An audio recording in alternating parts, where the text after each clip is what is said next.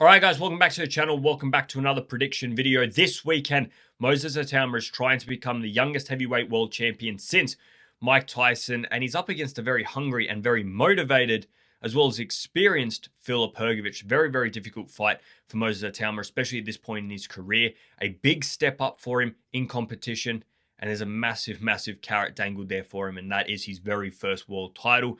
I think when you break this fight down, when you try and predict it, you got to talk about the amount of pressure that's on Moses Itauma. Coming into this fight, Filip Hrgovic is being completely underestimated and overlooked. I hear plenty of people say Moses Itauma is going to run through him, mow him down, 1 or 2 rounds, the fight's going to be done.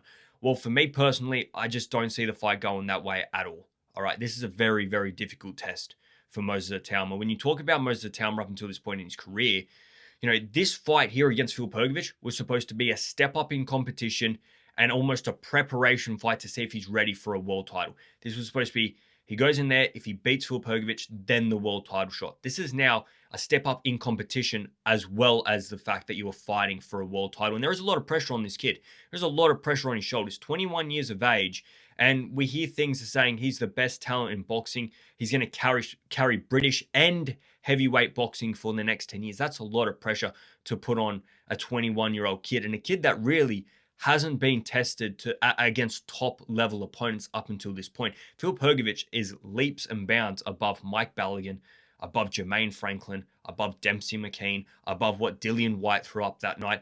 This is a big step up, all right? And there is a lot of pressure on him. All the eyes are on Moses Itauma. If this goes well, Moses Itauma is the next greatest heavyweight of all time. He is the guy that's supposed to hold this title for 5 to 10 years. If it goes badly, I can guarantee you right now, a lot of people will turn on this kid, which is unfortunate, and it shouldn't be like that, but unfortunately, that's the business that he's in. So there is a lot of pressure on Moses Itauma's shoulders coming into this fight, and it's a question of how does he hold up with that pressure? He's in there against a guy that is very, very experienced. He's been in there with top heavyweights. He's been there with people like Zhilei Zhang. He's been in there with Joe Joyce. He's been in there with Daniel Dubois.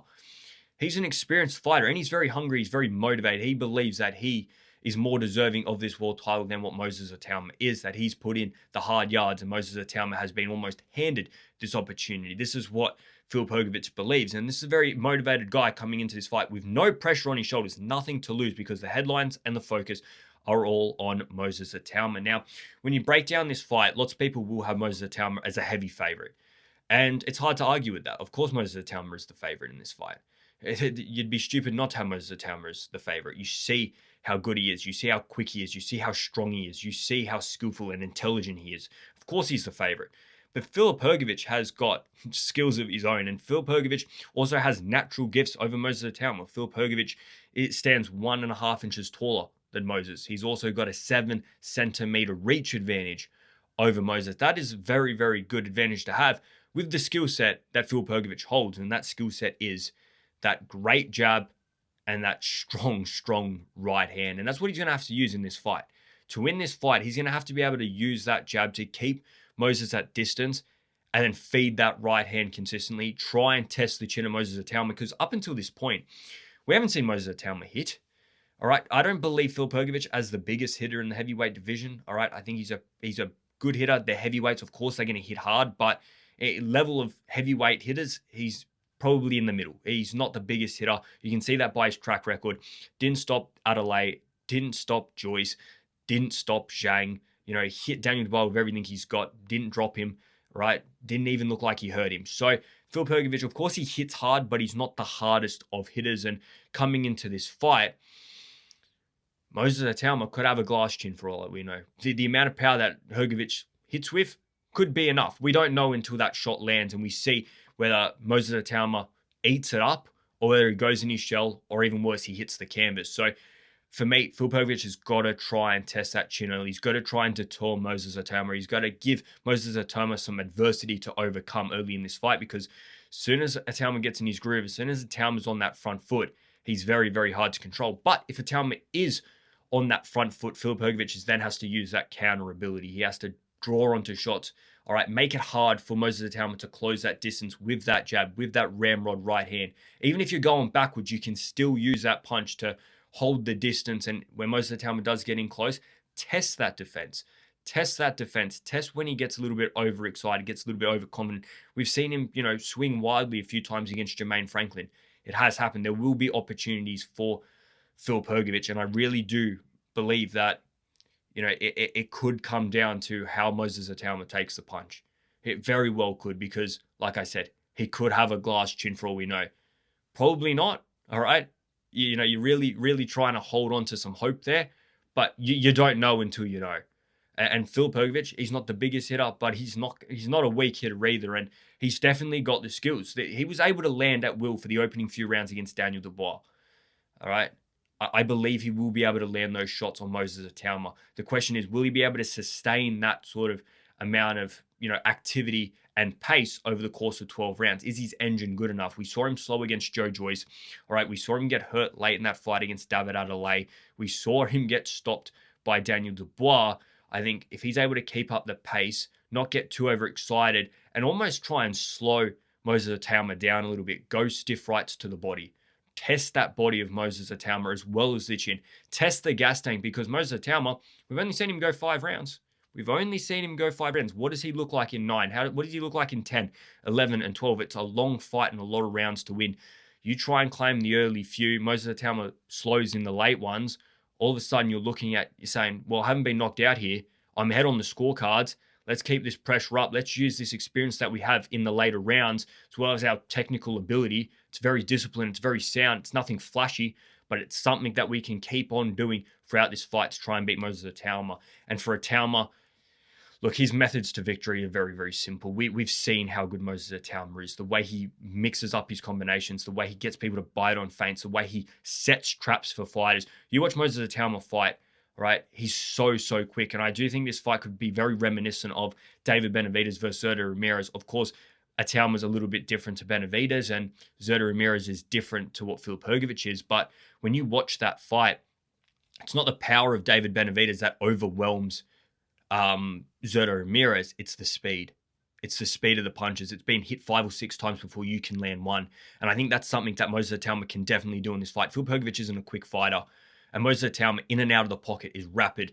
Mixing up the body work, going upstairs is rapid punches. So, although for me, I don't look at Moses Itauma and saying you're going to go out there and knock him out in one punch. Nobody's been able to do that to Filip Hrgovic. He's been stopped once in his career, and that was due to cuts. All right, and it's probably a controversial call to stop that fight in cuts, 8 rounds in or so.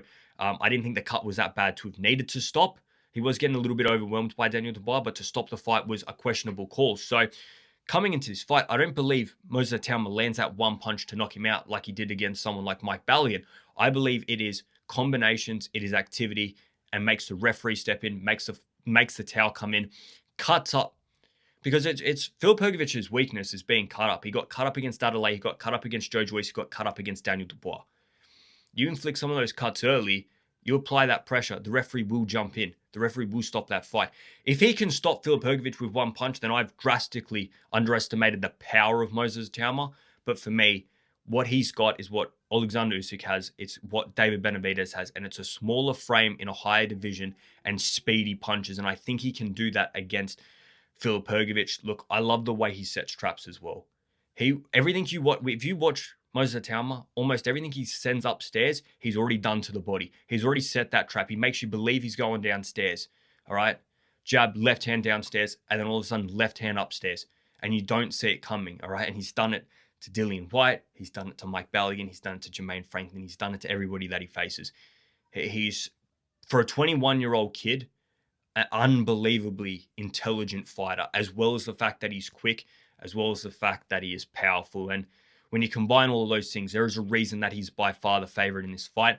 For me, when you predict this fight, my prediction's not bold. It's not as though I'm going Filip Hrgovic. I think Filip Hrgovic can put up a fight, but I believe Moses Itauma wins this fight late. I think Moses Itauma starts slow, feels out a few rounds. By the time, you get 4, 5, 6 rounds in, Filip Hrgovic will start to tie. Moses Itauma will start to dominate the fight, and he'll find a stoppage in about the 10th round. I'm going a 10th round TKO victory to Moses Itauma. I actually think he's going to stop Filip Hrgovic on his feet. I don't think we're going to see Filip Hrgovic KO'd on the ground unconscious. I think it will be more of a, referee stepping in, towel coming in, stoppage due to cuts. or maybe even Filip Hrgovic taking a knee. I don't think we're going to see a one-punch quitter. I think it will be high activity, consistent pain inflicted over a few rounds, probably from 8, 9, and 10, and then that's the fight. Moses Itauma is an unbelievable talent. Look, there's definitely question marks coming into this fight. Like, I don't think you could put a guarantee on Moses Itauma. I would probably put it 90% Moses Itauma, and that 10% on Filip Hrgovic is the fact that he's the experienced fighter. We haven't seen Moses Itauma's chin be tested at all. Like I said, for all we know, it could be a glass chin. And finally, there is a lot of pressure on the shoulders of Moses Itauma. How does he hold up in this environment? The fact that this is a 12-round contest against the hardest opponent of his life, all right, for the world title that people expect him to win and hold for 10 years, as well as the fact that, like I said, he hasn't been tested. We've heard the stories about him sparring, going around the country, fighting the best of the best. That's sparring. We don't know what happens behind closed doors. What we know is what happens this weekend. All right, guys, that is my final prediction. A round 10 TKO victory to Moses Itauma, becoming the IBF Heavyweight World Champion. If you've liked this video, please do press the like button, subscribe to the channel, and make sure you do jump in the comments and let me know your predictions down below. All right, guys, I just wanted to throw this in at the very end. You will notice on the channel that there is 2 prediction videos for this weekend's fight between Moses Itauma and Filip Hrgovic. The first one I made was about a week ago, and it's nearly 20 minutes long. It is a detailed, in-depth breakdown of the whole entire fight. The reason I re-recorded today, which is fight week, and uploaded that one is because last week's video that I uploaded today was supposed to have fight footage in it, but DAZN have decided to crunch down on what's allowed to be shown as fight footage, absolute bastards, and so pretty much I can't show the fight footage I wanted to show in the video without getting just the video taken down or my channel get a strike. So I decided to upload it anyway. If you want an in-depth breakdown of the fight, you're more than welcome to go check it out, or there's today's more condensed version. Feel free. I just thought I'd explain why there is 2 breakdowns, though. They're virtually the same material, but the other one is, like I said, it's more in depth and more detailed. So feel free to check them both out. Like the video, subscribe.